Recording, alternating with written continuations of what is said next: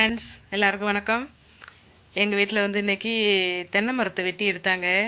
பக்கத்து வீட்டுக்கு இடைஞ்சலாக இருக்குதுன்னு சொல்லிட்டு வெட்டி எடுக்கிற மாதிரி ஆயிடுச்சு.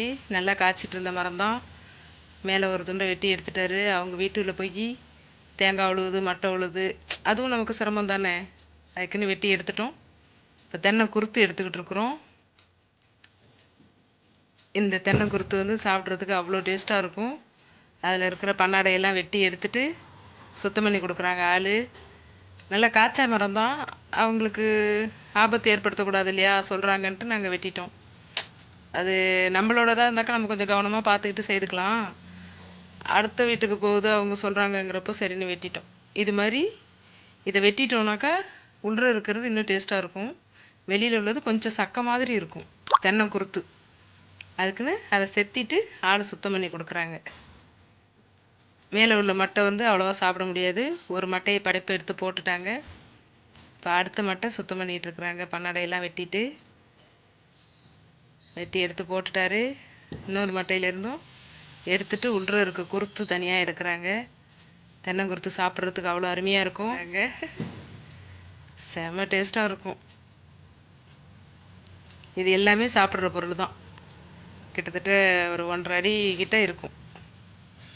மேலே அந்த பாலை வர்றது, அதில் தான் பூ இருக்கும். அந்த குருத்தோடு இருக்கிற இடம் இது.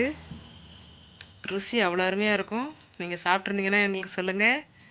அவ்வளோ அருமையாக இருக்கும். உங்களுக்கும் அதை பற்றி தெரிஞ்சிருக்குன்னு தான் நினைக்கிறேன். இதுதான் பாலை.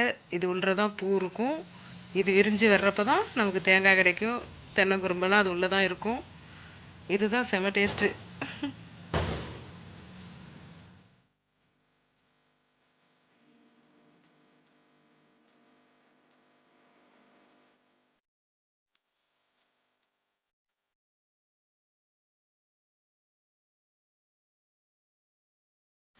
அந்த தென்னம்பாளையில் தான் இருக்கும்.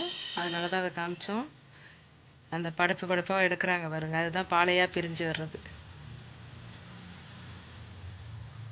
இதெல்லாம் சின்ன பிள்ளையில சாப்பிட்ருக்குறோம். அருமையாக இருக்கும் டேஸ்ட்டு. இப்போ தான் எங்களுக்கு அந்த மரத்தை வெட்டுறது மாதிரி அமைச்சிட்டதுனால கிடச்சிது.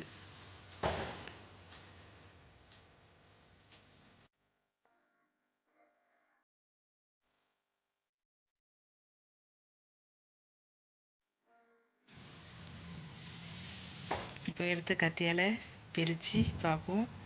மேலே இருக்கிறது கூட கொஞ்சம் அழுத்தமாக தான் இருக்கும்.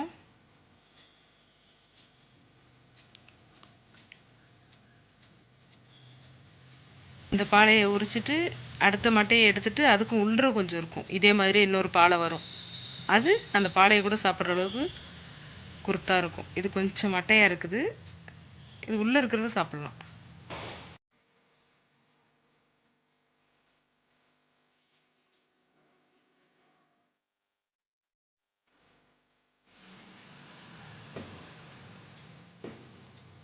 இதெல்லாம் தென்னை மட்டையோட ஓலை.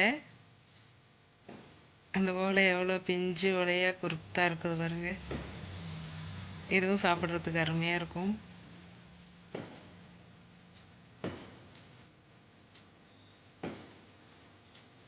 ஒரு மட்டையோட ஓலை ஃபுல்லாக அப்படியே ஒரு கத்தை கையில் இருக்குது.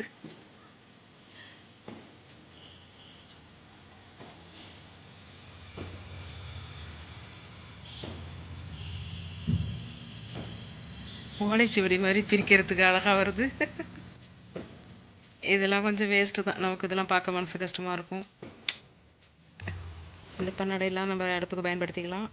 ஓரளவுக்கு பயனாக இருக்குது. இதெல்லாம் கூராஞ்சின்னு சொல்லுவாங்க. மரத்தில் கழிச்சி போட்டது எல்லாம் பக்கமாக எடுத்து போட்டு வச்சுருக்குறோம்.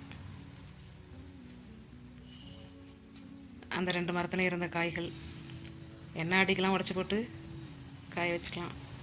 மட்டைலாம் இருக்குது. தென்னை வறுவல் கழிச்சிக்கலாம். அதெல்லாம் எடுத்து ஒரு பக்கம் அடுக்கி வச்சுருக்குறோம். மொத்தத்தில் இன்றைக்கி நமக்கு மனசு கொஞ்சம் கஷ்டமாக தான் இருக்குது. அடுத்தவங்களுக்கு ஆபத்தில் நினைக்கிறப்போ சந்தோஷமாக இருக்குது. இதெல்லாம் கொஞ்சம் இளநியாக இருந்தது.